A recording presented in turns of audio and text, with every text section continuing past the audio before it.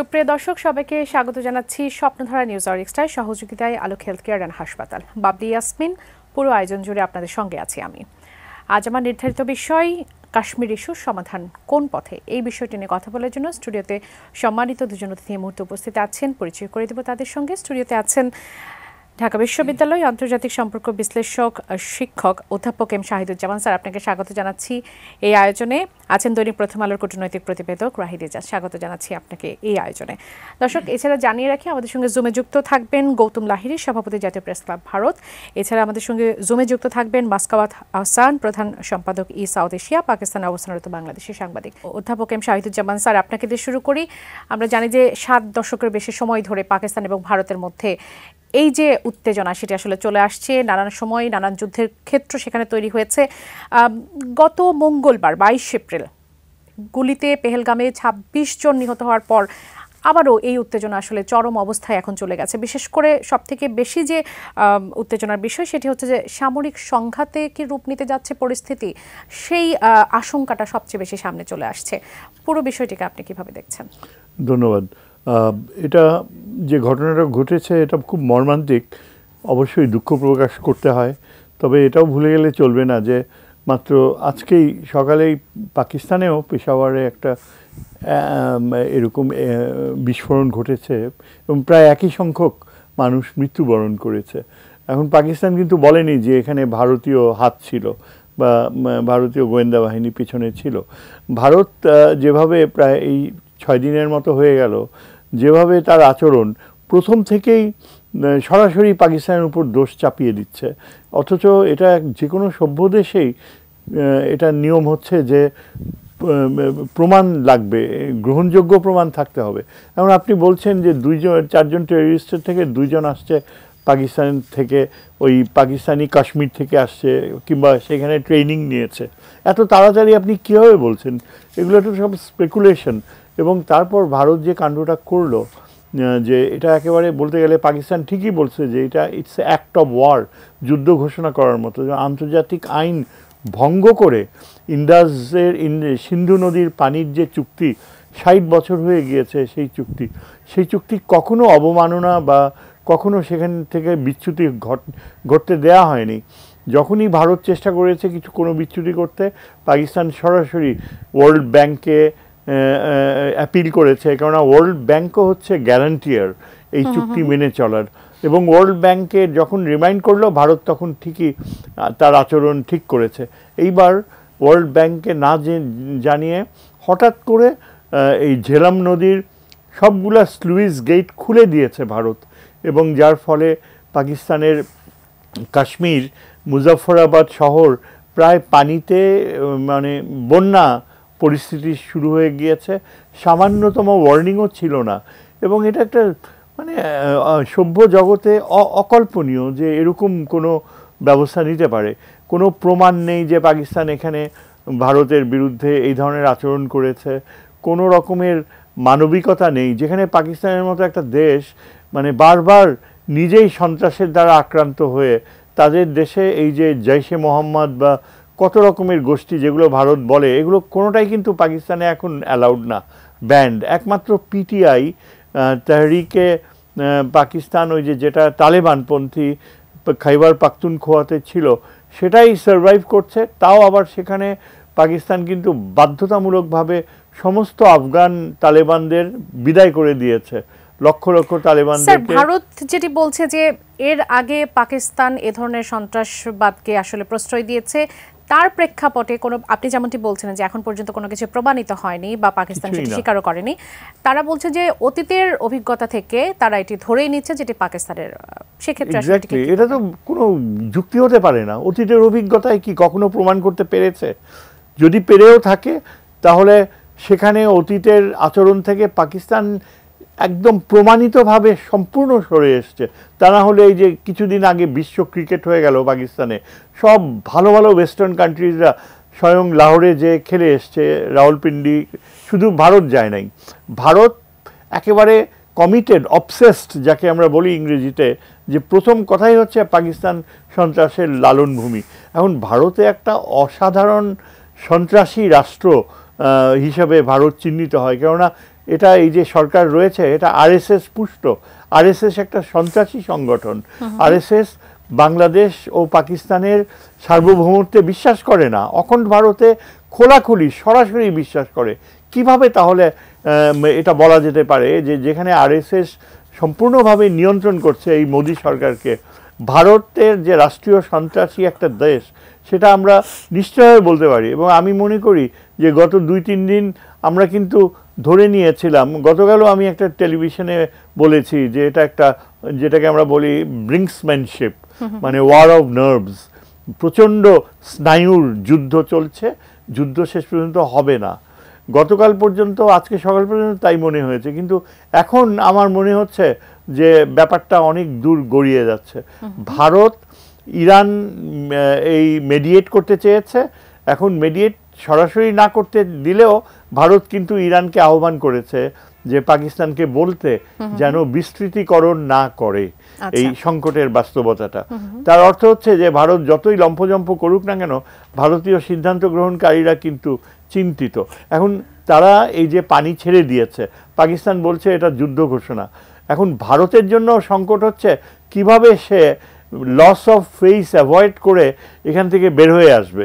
বের হয়ে আসতে পারে না, কেননা ব্যাপক তার যে মোদির সমর্থক গোষ্ঠী, এরা অ্যাবসলিউটলি মানে যুদ্ধংদেহী মনোভাব।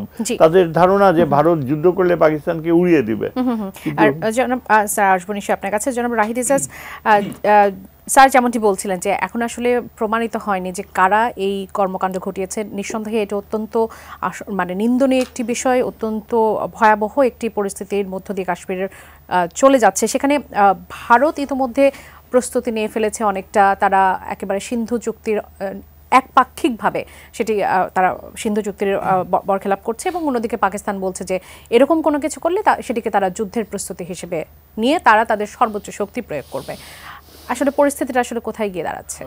ধন্যবাদ। আপনি যেটা শুরু করছিলেন স্যারকে দিয়ে প্রশ্নটা, যুদ্ধ হবে কি না, যুদ্ধ দামামে বেজে উঠেছে। আজকে 22 তারিখ শুরু করে আমরা যদি দেখি, গত 4 দিন কিন্তু টানা পাল্টাপাল্টি গুলিবর্ষণ চলছে, তারপরে সামরিক শক্তি প্রদর্শনের বিষয়গুলো চলছে।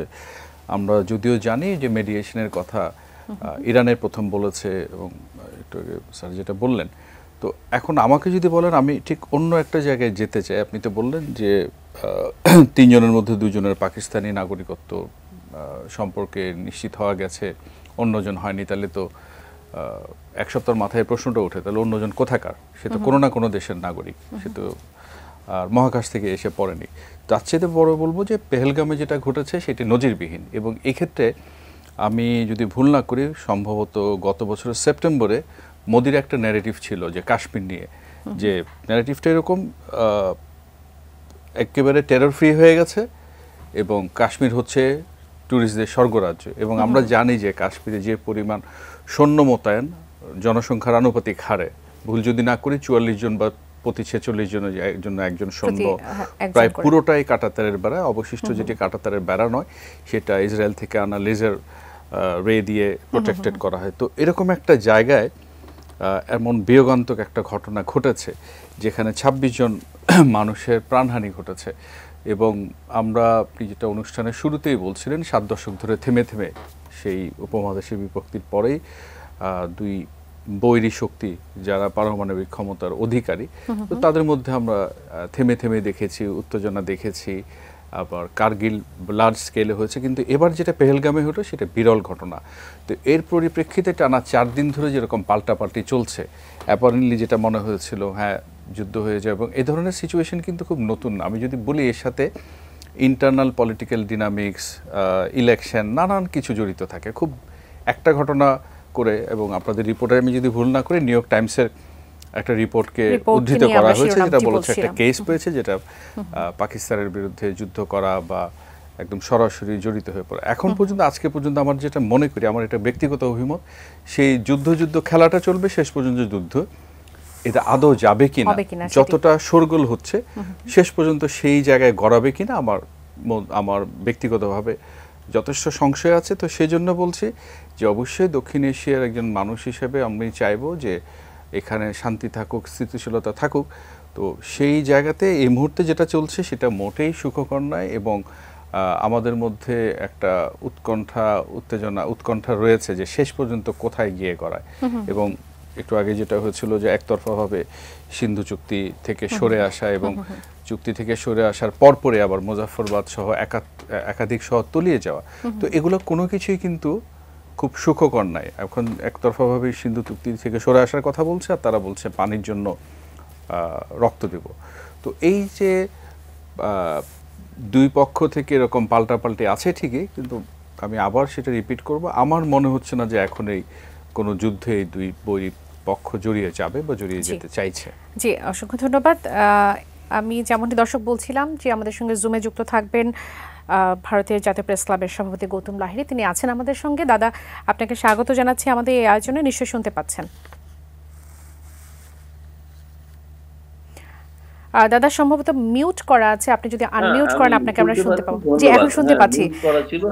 জি জি জি, আপনাকে স্বাগত জানাই আমাদের এই আয়োজনে। আসলে অত্যন্ত মর্মান্তিক, অত্যন্ত বেদনাদায়ক, অগ্রহণযোগ্য একটি ঘটনা। আসলে কাশ্মীরের মতো চমৎকার একটি জায়গা, সকলের আমরা সবসময় বলি যে এটা আসলে ভূস্বর্গ, সেই জায়গাতে ঘটে গেছে। নিঃসন্দেহে এটি কোনোভাবেই গ্রহণযোগ্য নয়। সেটি নিয়ে উত্তেজনা এখন যে পর্যায়ে রয়েছে পাকিস্তান এবং ভারতের মধ্যে। নিউ ইয়র্ক টাইমস বলছে যে পাকিস্তানের বিরুদ্ধে সামরিক পদক্ষেপের প্রস্তুতি নিচ্ছে ভারত। সিন্ধু চুক্তির বরখেলাপ থেকে শুরু করে সেটি নিয়েও আন্তর্জাতিক একটা ইস্যু তৈরি হতে যাচ্ছে। পুরো পরিস্থিতিকে ভারত আসলে এই মুহূর্তে কিভাবে দেখছে আপনার মাধ্যমে জানতে চাই। ধন্যবাদ। প্রথমে যেটা বলবো যে ২৬ জন যে নিরীহ মানুষকে যেভাবে নির্বিচারে হত্যা করা হয়েছে, তার মধ্যে একজন নেপালের নাগরিক, বাকি ২৫ জন ভারতীয়। নিঃসন্দেহে এটাতে ভারতে এই মুহূর্তে প্রবল ক্ষোভ সঞ্চারিত হয়েছে, এবং যে ক্ষোভ, এবং সাধারণভাবে মানুষ মনে করে, সাধারণভাবে বিশ্বাস করে যে একটা কোনো বদলা নেওয়া উচিত, ফলে তার চাপ একটা ভারত সরকারের উপর আছে।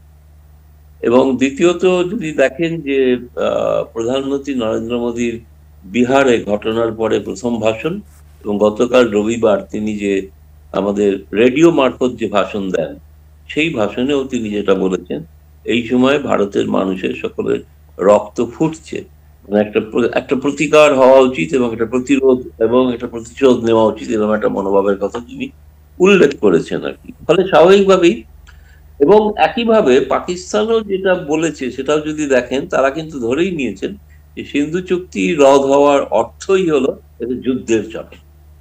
ফলে তারাও স্বীকার করছেন যে একটা যুদ্ধকালীন পরিস্থিতি তৈরি হতে চলেছে। এটা অস্বীকার করার মতো নয়, এটা ঘটনা, আমার মতে এটা সম্ভাবনা নয়, এটা এখন আশঙ্কায় রূপান্তরিত হয়েছে। দ্বিতীয়ত আমি যেটা বলবো, দেখুন ২০১৯ সালের আগে যে পুলওয়ামাতে যে সিআরপিএফ জওয়ানদের উপরে নির্বিচারে হত্যা করা হয়েছিল, তার জবাব ভারত বালাকোটে জঙ্গি শিবিরকে ধ্বংস করার জন্য স্ট্রাইক করেছিল, তারপরে কিন্তু কোনো যুদ্ধ হয়, কিন্তু একতরফা ভারত তার একটা প্রতিবাদ করেছিল, বোমা বর্ষণ করে সেই জঙ্গি শিবির যেগুলোকে ধ্বংস করে দেওয়া পাকিস্তান অধিকৃত কাশ্মীরেতে, তার পরিণতিতে কোনো যুদ্ধ নেই। মানে পাকিস্তান পাল্টা তারপরে কোনো কিন্তু সেই ধরনের একই ধরনের কোনো আক্রমণ কিন্তু করেনি। আচ্ছা দাদা, যেটি বলা হচ্ছে যে যুদ্ধ হবে কি হবে না, এটা যুদ্ধ বলতে তো উভয় পক্ষকে যুদ্ধ করতে হয়। এখন এক পক্ষ থেকে যদি আক্রমণ করা হয়, অন্য পক্ষ যদি আক্রমণ না করে, তাহলে তার যুদ্ধ হয় না। দাদা, যে বিষয়গুলো বিশেষ করে সকলের মধ্যে প্রশ্ন আসছে এবং আন্তর্জাতিক মিডিয়াও যেগুলোকে ফোকাস করছে, যে নির্বাচনকে সামনে রেখে সবসময় মোদী সরকার এ ধরনের একটা ঘটনা ক্রিয়েট করে, সেখানে বিশেষ করে 2019-এর কথা আপনি যেটি বললেন, এবং 2025-এও যখন সামনে নির্বাচনকে সামনে রেখে সবসময় এ ধরনের পরিস্থিতি ক্রিয়েট করা হয়, এটা অনেকের মতামত। তেমনি সেই সাথে আন্তর্জাতিক এই যে চুক্তি যেটা, সেটি লঙ্ঘন একপাক্ষিকভাবে যখন করা হবে, তখন পাকিস্তান তার সম্পূর্ণ শক্তি নিয়ে, অর্থাৎ পারমাণবিক যে শক্তি আছে সেটি নিয়ে তারা প্রস্তুত হবে যুদ্ধের জন্য। সেটি কতটা ভয়াবহ রূপ নিতে পারে বলে মনে করছেন? যে কোনো যুদ্ধই ভয়াবহ হয়, এবং তাতে নিরীহ মানুষের প্রাণ যায়, এ বিষয়ে কোনো সন্দেহ নেই। যখন যুদ্ধ হয় তখন মনে হয় না যে শুধু সেনাবাহিনীর জওয়ানরা ছাড়া সাধারণ একটা কোলাটেরাল ড্যামেজ থাকেই, এটা ঘটনা। কিন্তু যে ঘটনা ঘটেছে, আপনি যেটা বলছেন নির্বাচনের কথা, প্রথম কথা, এই মুহূর্তে ভারতে সেই ধরনের কোনো সাধারণ নির্বাচন নেই। বিহারের একটি বিধানসভার নির্বাচন আছে 2025-এ, এই বছর এই অক্টোবরে হওয়ার কথা। 2026-এও যেগুলো আছে সেগুলো প্রাদেশিক নির্বাচন। পশ্চিমবঙ্গ তার মধ্যেও আছে, পশ্চিমবঙ্গ, কেরালা, তামিলনাড়ু, আসাম এবং পন্ডিচেরি। লোকসভার নির্বাচন তো 2029-এ। 2019-এর যে ঘটনাটা বলছেন আপনি, সেই 2019 পুলওয়ামা মার্কার, তারপরেই লোকসভা নির্বাচন ছিল। সেটা স্বাভাবিকভাবেই সেটাতে তার রাজনৈতিক ফায়দা নিঃসন্দেহে বিজেপির হয়েছিল, এ বিষয়ে কোনো স্বীকার করার কিছু। কিন্তু এই মুহূর্তে প্রাদেশিক নির্বাচনগুলোর জন্য একটা ভারত সরকার এরকম একটা ব্যবস্থা করবেন যাতে নিজের দেশের জনগণকে হত্যা করিয়ে ভোটে জেতার জন্য করবেন, আমার মতে এটা হাস্যকর।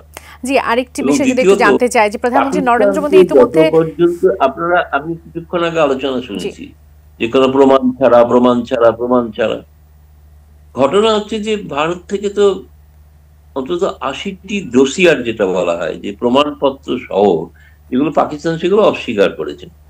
ওসামা বিন লাদেন যে পাকিস্তানে ছিল সেটাও তো পাকিস্তান অস্বীকার করেছিল। আমেরিকাতে এসে তাকে পাকিস্তানে হত্যা করে গিয়েছিল, তাই না? তার ডেড বডি তো পাকিস্তানের সমুদ্রে ফেলে দিয়েছিল। পাকিস্তান তো ওসামা বিন লাদেনের বিরুদ্ধে কোনো ব্যবস্থা নেই। সুতরাং এটা পাকিস্তানের যে ধরনের সরকারই থাকুক, বর্তমান সরকার আমার মতে অনেক দুর্বল সরকার, একটা অনির্বাচিত সরকার। তাদের পক্ষে সাহস করে কোনো সিদ্ধান্ত নেওয়া হয়তো সম্ভব হবে কি হবে না আমি জানি না। কিন্তু পাকিস্তানের মানে সমস্যাটা হচ্ছে যে সেখানে যে ধরনের জঙ্গিরা আশ্রয় পান এবং আশ্রয় পেয়েছে, যাদেরকে জাতিসংঘ ঘোষণা করেছে তারা সন্ত্রাসবাদী, দাদা আরেকটু বিষয় যদি একটু জানতে তাদের চাই যে লোকেরা এই সিন্ধু বারবার এই চুক্তি ঘটনাটা ঘটায়। একপাক্ষিকভাবে রদ করলে সেখানে ভারতের লাভটা কি হচ্ছে আর পাকিস্তানের ক্ষতিটা কি হচ্ছে? এটা ভারতের জনমানুষকে একটা সন্তুষ্ট করার প্রক্রিয়া, যে মানুষের মধ্যে প্রবল, দেখুন ভারতের জনমানুষ বলতে আমি বলছি ভারতবর্ষের একটা রাজনৈতিক দলও কোন সরকারের বিপক্ষে কথা বলছে না। তারা কিন্তু কিছু কিছু সমালোচনা করে যে গাফিলতি হয়েছে নিরাপত্তা, কিন্তু তারা প্রত্যেকে একমত যে ঘটনার পেছনে পাকিস্তান। ভারতবর্ষে যদি সমস্ত মানে জাতীয় কংগ্রেস বলুন, তারা রেজলিউশন নিয়েছে ওয়ার্কিং কমিটিতে, অন্যান্য সর্বদলীয় বৈঠকে, ভারতবর্ষের একটা কোনো রাজনৈতিক দল ভিন্ন সুরে কথা বলছে না।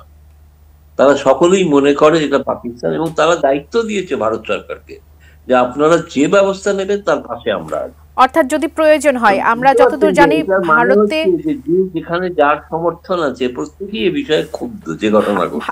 আপনি নিজেই বলছিলেন, জি আপনি নিজেই বলছিলেন যে ভারতের প্রতিটা মানুষের মনে পাকিস্তান বিরোধী এ ধরনের মনোভাব আসলে বিগত সময় ধরে চলে এসেছে, এমনকি ভারতের মিডিয়াতেও এ ধরনের আসলে মনোভাব তৈরি হয়েছে। সেখান থেকে যদি রাজনৈতিক দল, জি প্রত্যেকটা রাজনৈতিক দল মোদী সরকারের পাশে, যারা মোদী সরকারকে প্রবল সমালোচনা করেন মানে আভ্যন্তরীণ নীতি নিয়ে, তারাও এই ঘটনায় মোদী সরকারের পাশে আছে।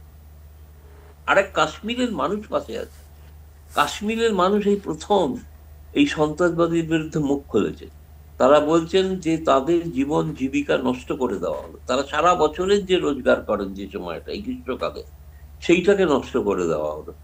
তারাও এটা আগে আমরা দেখিনি, এই প্রথম দেখছি যে কাশ্মীরের মানুষও রুখে দাঁড়িয়েছেন, মুখ খুলছেন। ভারতের মিডিয়া কারণ নানা জায়গাতে খুললে আজকাল সবাই দেখতে পাবেন, কেউ এই বিষয়ে মানে পাকিস্তানের পক্ষে কথা বলছেন ভারত থেকে, এরকম কাউকে আপনি দেখতে পাবেন।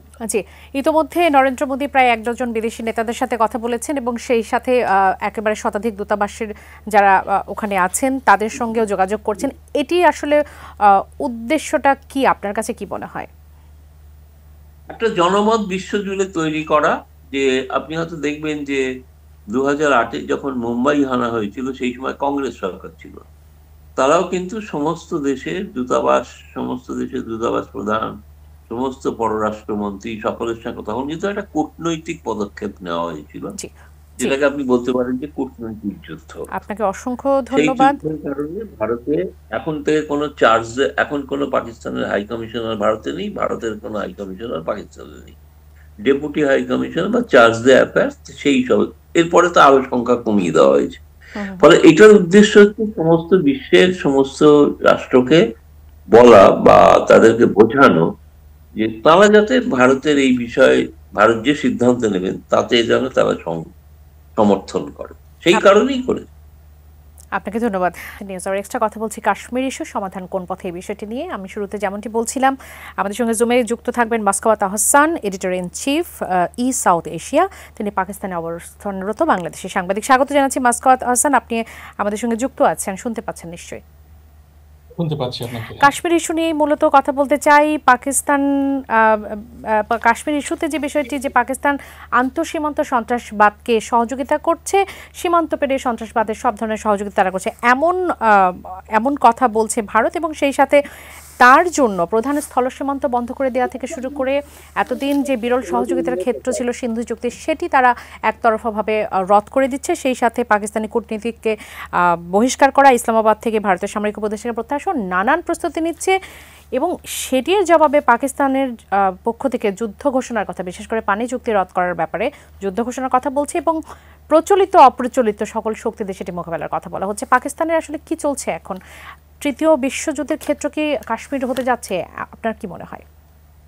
হ্যাঁ, ধন্যবাদ আপনাকে। আমরা অনেকদিন ধরেই আশঙ্কা করছিলাম যে পানি নিয়ে হয়তো তৃতীয় বিশ্বযুদ্ধ হবে। তো সেরকম হবে এখনই আমরা আশঙ্কা করছি না, তবে পানি বিষয়টি এখানে আসলে সবচেয়ে গুরুত্বপূর্ণ বলে মনে হচ্ছে। একটা বিষয় একটু এখানে উল্লেখ করা দরকার, যে এই যে সিন্ধু চুক্তিটি আছে, এই চুক্তির ব্যাপারে গত 10 বছর ধরেই ভারত আসলে আপত্তি জানিয়ে আসছিল যে যেহেতু জলবায়ু পরিবর্তন হয়েছে, বাস্তবতা পরিবর্তন হয়েছে, জনমিতির বা ডেমোগ্রাফিক চেঞ্জ হয়েছে অনেক, সে কারণে এই যে চুক্তিটি, সেটির অধীনে পাকিস্তান তো পানি বেশি পেত এবং ভারত কম পেত। ওইটা যেন আরেকবার রিথিঙ্ক করা হয় বা পুনর্বিবেচনা করা হয়, সেটা পাকিস্তানকে বারবার অনুরোধ জানানো হয়েছে গত 10 বছর ধরে।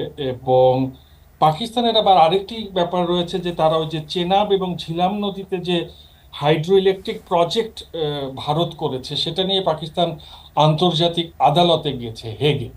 সেখানে ভারত ওই শুনানিতে যায়নি।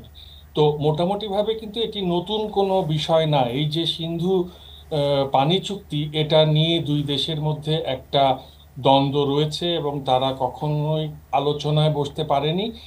মূলত ওই বিষয়টি এবার এই জম্মু কাশ্মীরে বা ভারত অধিকৃত কাশ্মীরের যে সন্ত্রাসী হত্যাকাণ্ড, তার প্রেক্ষিতে বেরিয়ে এলো ভারত এবং পাকিস্তানের দ্বন্দ্বে। তো এখন পাকিস্তানের পক্ষ থেকে তো আপনি বোধহয় শুনেছেন যে বারবারই পাকিস্তানের প্রধানমন্ত্রী শাহবাজ শরীফ বলেছেন যে এভাবে একপেশেভাবে একটি আরোপ বা অভিযোগ চাপিয়ে দিয়ে তার প্রেক্ষিতে যুদ্ধ চাপিয়ে দেওয়াটা অন্যায় হবে। এই ক্ষেত্রে আন্তর্জাতিক বিভিন্ন সংস্থাকে নিয়ে বা আন্তর্জাতিক পক্ষকে নিয়ে একটি নৈর্ব্যক্তিক এবং নিরপেক্ষ তদন্ত হোক।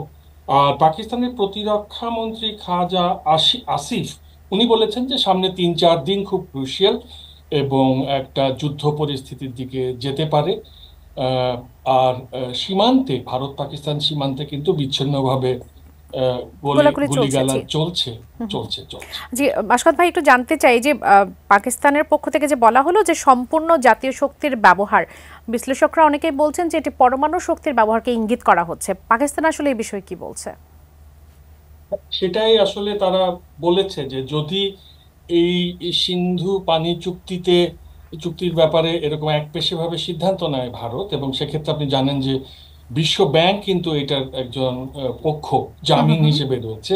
বিশ্ব ব্যাংকের যে বলা যায় যে তত্ত্বাবধান, সেটাকেও যদি ভারত অগ্রাহ্য করে, সেই ক্ষেত্রে তো যেহেতু এটি পাকিস্তানের কৃষি এবং জীবন ব্যবস্থাকে মারাত্মকভাবে প্রভাবিত করবে, কাজেই তারা পারমাণবিক শক্তি নিয়েই তারা এই যুদ্ধ অবতীর্ণ হবে, এরকম হুমকি তাদের পক্ষ থেকেও রয়েছে। তবে একটা জিনিস বোধহয় আমাদের মনে রাখা দরকার, সেটা হচ্ছে যে এখন এই চুক্তি মানে স্থগিত করা মানেই এই নয় যে এখনই পানি প্রবেশ বন্ধ করে দিতে পারবে ভারত। কারণ আপনি জানেন যে বাঁধ নির্মাণ বা এরকম ব্যাপারগুলো রয়েছে, 5-10 বছর লাগে তাতে। ইমিডিয়েটলি এরকম কোনো ঘটনা ঘটবে না যে পানির অভাবে পাকিস্তান ক্ষতি হতে পারে। পাকিস্তান সিন্ধু চুক্তির একপাক্ষিকভাবে ভারত যদি আসলে রদ করে, সেক্ষেত্রে পাকিস্তান কি ধরনের ক্ষতির সম্মুখীন হবে? সেটা ওই যে আমি যেটা বলতে চাচ্ছিলাম সেটা হচ্ছে যে 5-10 বছর পরে ক্ষতির সম্মুখীন অবশ্যই হবে, আপাতত মানে কোনো প্রভাব পড়ছে বাঁধ না। নির্মাণ আপাতত প্রভাব পড়ছে না। আপাতত ধরুন 5 বছরের মধ্যে যেহেতু প্রভাব পড়ছে না, সুতরাং তা নিয়ে এই মুহূর্তেই একটি পারমাণবিক যুদ্ধ এমনটা পর্যবেক্ষকরাও এই সম্ভাবনাকে নাকচ করছেন এখন পর্যন্ত। জি, আপনাকে অসংখ্য ধন্যবাদ আমাদের সাথে যুক্ত হবার জন্য, কৃতজ্ঞতা প্রকাশ করছি। স্যার, যেমনটি শুনছিলেন, আসলে বিষয়টি কতটুকু পরিষ্কার হলো আপনার কাছে? যুদ্ধক্ষেত্র, কারণ বাংলাদেশের উপর তো একটা প্রভাব পড়বে যদি এরকম কোনো পরিস্থিতি তৈরি হয়। পাকিস্তান তাদের সম্পূর্ণ শক্তির কথা বলছে, জাতীয় ভাবে তারা সব ধরনের প্রস্তুতির কথা বলছে, ভারতও ছাড় দেবে না এমন একটা রব একটা বিষয় রয়েছে। সেখানে বাংলাদেশ তো একটা সময় ছিল যখন বাংলাদেশ একেবারেই পাকিস্তান বিরোধী ছিল, কিন্তু গত 8 মাসে সেটি অনেকটা পরিবর্তন হয়ে গেছে। এখন পাকিস্তানের প্রতি বাংলাদেশ অনেকটাই বন্ধুভাবা শুনল, সে বাংলাদেশের উপরও তাদের নিশ্চয়ই একটা প্রত্যাশার জায়গা থাকবে। কি পরিস্থিতিতে আমরা পড়তে যাচ্ছি?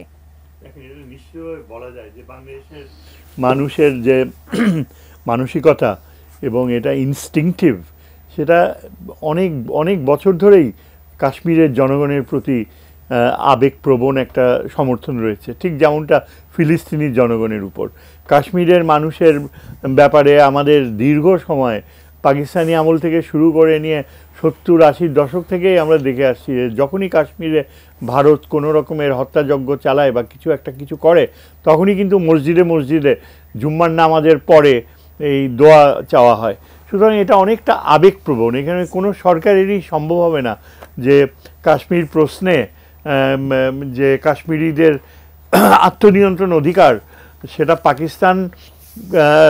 পাকিস্তানের পক্ষ নেওয়া হোক বা না হোক, এটা বাংলাদেশে যদি কোনো সরকার থেকে থাকে যা জনমতের প্রতি শ্রদ্ধাশীল, তাহলে কাশ্মীরের ব্যাপারে এই ইয়েটুকু বায়াসটুকু থাকবেই। এখন কথা হচ্ছে যে আমাদের বাস্তবতার পরেও এটা তো টেলিভিশনে দেখানো হয়েছে যে কাশ্মীরে কিভাবে যাদের সন্দেহ করা হয়েছে তাদের বাড়িগুলো কামানের গোলায় উড়িয়ে দেওয়া হয়েছে। সেখানে তো তাদের স্ত্রী, বাবা, মা, ছেলে মেয়ে তারাও থাকে। এটা নিম্ন মধ্যবিত্ত, একটা বাড়ি উড়িয়ে দেওয়া হয় এবং একটার পর একটা 5টা 6টা। এটা কি ইন্ডিয়ান অন্য জায়গায় যদি একটা হিন্দু হতো তাহলে কি এ ধরনের কাজ হতো? সামরিক বাহিনী কি পারতো এভাবে বিনা বিচারে বাড়িঘর উড়িয়ে দিতে? এই যে বাড়িঘর উড়িয়ে দেওয়া, এই আচরণটাই প্রমাণ করে যে ইন্ডিয়া, ভারত নিজেই কিন্তু কাশ্মীরকে একটা অকুপাইং পাওয়ার, দখলদারি শক্তি হিসাবে নিজেকে দেখে।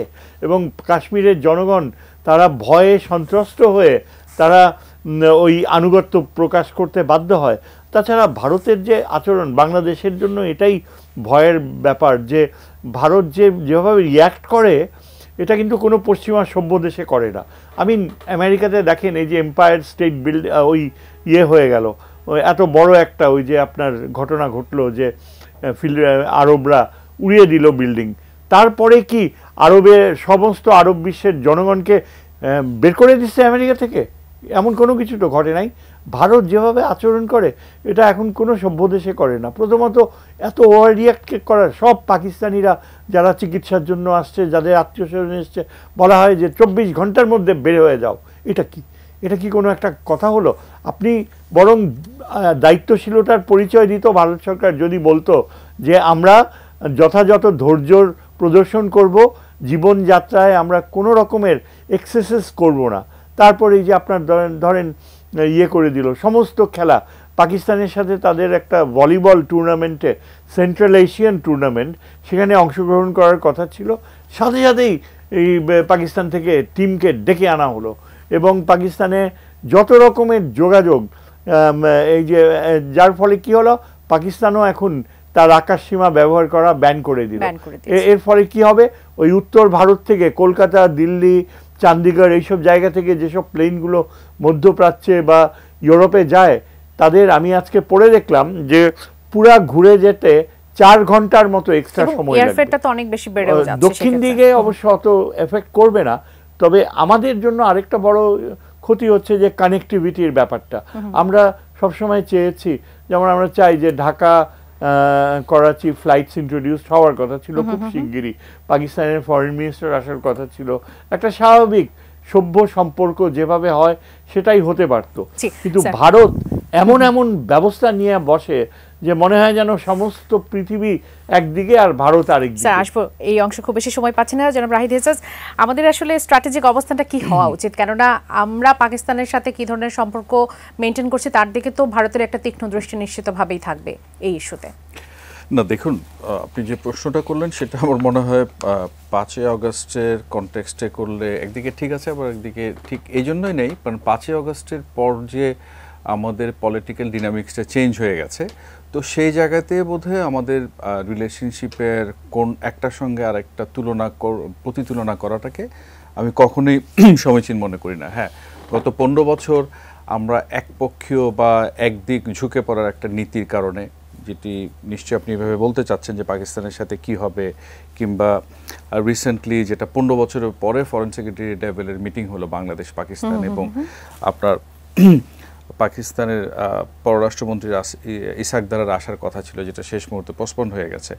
তো এখন বাংলাদেশ যেদিকে যাচ্ছে, ইন্ডিয়ার সাথে ইতিহাসের সবচেয়ে খারাপ সম্পর্ক, আবার এই খারাপ সম্পর্কের মধ্যে আমরা দেখছি পাকিস্তানের মধ্যে যথেষ্ট উৎসাহ আছে সম্পর্কটাকে স্বাভাবিক করা, সক্রিয় করা এবং গতি আনা, আর পাশাপাশি আমরা চীন সহ অন্যান্য দেশের আগ্রহ দেখছি। তো আমি মনে করি যে আমাদের সম্পর্কর ক্ষেত্রে দেখতে হবে যে আমাদের জাতীয় স্বার্থ অক্ষুণ্ণ থাকে, এবং আমরা অন্য পক্ষকে মর্যাদার সাথে, সমতার সাথে দেখব, এবং ওই পক্ষ যেমন না আমাদেরকে ট্রিট করে। এখন সেটি চীন হোক, পাকিস্তান হোক, ভারত হোক, সবার সঙ্গে আমরা এই নীতিতে চলবো, এবং পাশাপাশি অন্যদেরও বোঝা উচিত 5 আগস্ট পরবর্তী যে রাজনৈতিক বাস্তবতা সেটাকে আত্মস্থ করে বাংলাদেশের সাথে তারা রিলেশনশিপের ডিনামিক্সটা যাতে দেখেন, বোঝেন, এবং সেটা বোধহয় তাদের একটু প্র্যাকটিক্যালি বাস্তবের জমিতে নেমে এসে রিলেশনশিপটাকে এভাবে দেখা, শুধু বাংলাদেশের দেখলে হবে না, প্রশ্নটা এভাবে না করে হওয়া উচিত কোন পথে যেতে পারে, তাহলে সে করেই ভালো। আর যে কথাটা বলছিলেন আমি একটু করে টাচ করতে চাই, আমার মনে হয় আমরা সন্ত্রাসবাদ, ক্রস বর্ডার টেরোরিজম এগুলো তো বলেছি। সন্ধ্যায় ফাইন্যান্সিয়াল টাইমসে একটা লেখা পড়ছিলাম, যেটা মূলত সিন্ধু চুক্তির একতরফা প্রত্যাহারের ফলে। তো সেটাতে যেটা লেখায় বলা হচ্ছে যে এই যে একতরফাভাবে চুক্তিটা প্রত্যাহার করলো বা চুক্তি থেকে সরে আসলো, এটা কিন্তু আলটিমেটলি ইন্ডিয়ান সিকিউরিটির উপরে একটা প্রভাব পড়বে। আপনি দেখুন, এই একটু আগে মাসকাত হাসান যেটা বলছিলেন যে পানি প্রত্যাহার করে নিল, আবার আমরা ফৌজাবাদ সহ একাধিক শহরে বন্যায় তলিয়ে যেতে দেখছি। এখন রাতারাতি কি সে পারবে? নিশ্চয়ই সে রাতারাতি পারবে না, কিন্তু কথা হচ্ছে পাকিস্তান এই যে সিন্ধু চুক্তির ফলে তার যে নেতিবাচক প্রভাবটা পড়বে, তার এগ্রিকালচারে পড়বে, জিডিপিতে পড়বে, এবং বিরূপ একটা প্রভাব তো পড়বে, এবং পাশাপাশি এটাও মনে রাখতে হবে এটা ডাইভার্ট করতে একটা নির্দিষ্ট সময় লাগবে, রাতারাতি হবে না। এবং সেই সাথে 3 বছর আগে পাকিস্তানের যে ভয়াবহ বন্যা হয়েছিল সেটিও কিন্তু পাকিস্তান ভুলে যায়নি। পাশাপাশি আমি ইন্ডিয়ান ঝুঁকির কথাটা বলছি, আপে কিন্তু চায়না আছে, কাজে চীন থেকে ভারতে পানি আসে ভাটির দেশ হিসেবে। তো এই জায়গাতে আপনি, এবং চীন পাকিস্তান অ্যালাই, তো সেই জায়গাতে পাকিস্তানের সাথে সে যেটা করছে, অন্যদিকে চীনের কাছ থেকে তার একই রকম ট্রিটমেন্ট পাওয়ার একটা আশঙ্কা বা সম্ভাবনা থেকে যায়। এবং এই দুই পক্ষ যখন নিজেদের মধ্যে একটা যুদ্ধ অবস্থায় এসে দাঁড়িয়েছে, বা আমাদের সহকর্মী গৌতম দা যেটা বলছিলেন, সব মত, সব রাজনৈতিক পক্ষগুলো এক হয়েছে, তো সেখানে কিন্তু চীন দুপক্ষকে সংযত আচরণ করতে বলেছে, উত্তেজনা কমাতে বলেছে। তো সেই জায়গাতে আমি মনে করি কি এবারের সংকটে এই যে সিন্ধু চুক্তিটা একতরফাভাবে প্রত্যাহার করা, এই ইন্ডিয়া পাকিস্তান ক্রাইসিসে একটা নতুন ডাইমেনশন। তো স্যার আপনার কাছে আসি, সেটি হচ্ছে উভয় তো আসলে পরমাণু শক্তিধর দেশ, তারা যদি সামরিক সংঘাতের দিকে এগিয়ে যায় তাহলে বিপর্যয় অনিবার্য। সেক্ষেত্রে ভারত পাকিস্তানের সংকটের কূটনৈতিক সমাধান কি হওয়া উচিত? দেখেন, কূটনৈতিক সমাধান হওয়াটা এত সম্ভব না, কারণ ভারত কখনো তৃতীয় পক্ষের ইনভলভমেন্ট চায় না। আমার কাছে মনে হয় যদি যুদ্ধ বেঁধেও যায়, আমরা সবাই জানি যে সীমিত আণবিক যুদ্ধ বলে একটা কথা আছে, টার্ম আছে, এবং অনেকে মনে করে যে সীমিত আণবিক যুদ্ধে ফল পাওয়া যায়, সীমিত জায়গায় ঘটবে, সীমিতভাবে নিউক্লিয়ার ওয়েপন ব্যবহার করবে, এবং সীমিত উদ্দেশ্য থাকবে। এগুলো অবশ্য তাত্ত্বিক ব্যাপার, হতেও পারতো স্নায়ুযুদ্ধের সময়। এমনকি ইরানের সময় যদি ইরানের হাতে নিউক্লিয়ার ওয়েপন থাকতো, তাহলে কিন্তু সীমিত আণবিক যুদ্ধ বেঁধেও যেতে পারতো ইসরায়েলের সাথে। এই অঞ্চলটা সবচেয়ে সেনসিটিভ একটা জায়গা। নিউক্লিয়ার ওয়ারের জন্য, এবং সীমিত আণবিক যুদ্ধ বাঁধবে না এটা কেউ বলতে পারে না।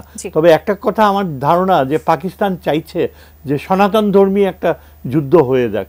পাকিস্তানের যেভাবে রিয়াকশনস আমরা দেখতে পাচ্ছি, তাদের যে সেনাবাহিনী, সামরিক বাহিনী, নেভি দিয়ে তারা এক একজনে বলছে যে আমরা আইএনএস বিক্রান্ত যে এয়ারক্রাফট ক্যারিয়ার আরব সাগরে আমরা ডুবিয়ে দিতে পারি। একবার যুদ্ধ শুরু হলে সেটি কি আর সনাতনী পদ্ধতিতে থাকবে স্যার? সেখানে তো পরমাণু সেটাই একটা বড় কথা যে বিস্তৃতকরণ রোধ করা অসম্ভব। তবে মোদি কিন্তু ভয় পাচ্ছে যে বিস্তৃতিকরণ যাতে না হয়, এই জন্য এখন ইরানের মাধ্যমে পাকিস্তানের কাছে অ্যাপিল করা শুরু করেছে। একদম। রাহিদ ইজাজ, আপনার কাছে কি মনে হয় আসলে কূটনৈতিক কি পদক্ষেপ নেওয়া উচিত যুদ্ধ যদি থার্ড পার্টির কথা বলছেন? তো আমরা তো এখন ইরানকে দেখেছি এবং ইরান 2 দিন আগে এই অফারটা করেছে। তো সেই জায়গায় মেডিয়েশনের শেষ কতটা তারা রোল প্লে করতে পারে এটা নিয়ে একটা প্রশ্ন বা সন্দেহ থেকেই যায়। এবং নিউ ইয়র্ক টাইমসে যেটা শুরু করেছিলাম যে সব ধরনের পদক্ষেপ এবং তাদের যে মনোভাবটা যে রক্ত চাইছে বা সবাই এক কাতারে এসে যে পাকিস্তানকে শত্রু গণ্য করে, তো এমন একটা জায়গায় নিজেরা বিরত না হওয়া পর্যন্ত তৃতীয় পক্ষের এখানে খুব একটা যুক্ততার আমি সম্ভাবনা বা সুযোগ দেখি না। যদিও ইরানের পাশাপাশি আজকে যখন চাইনিজ বেইজিংয়ে তাদের ফরেন মিনিস্ট্রি রেগুলার ব্রিফিং, সেখানে কিন্তু তাদেরকে একটু আগে বলছিলাম রেস্ট্রেন থাকার কথা বলেছে। তো আলটিমেটলি এই যুদ্ধ অবস্থা যে তৈরি হয়েছে, সেখান থেকে সরে আসতে হলে যে দুপক্ষকে উদ্যোগ নিয়েই এই জায়গাটা ডিএসকেলেশন করতে হবে। অসংখ্য ধন্যবাদ জনাব রাহিদ ইজাজ, ধন্যবাদ অধ্যাপক এম শাহিদুজ্জামান আমাদের এই আয়োজনে যুক্ত হওয়ার জন্য। দর্শক, এতক্ষণ আপনারা যারা আমাদের সঙ্গে ছিলেন, আগামী পর্ব দেখার আমন্ত্রণ জানিয়ে আজ এখান থেকে বিদায় নিচ্ছি। ধন্যবাদ সবাইকে, শুভরাত্রি।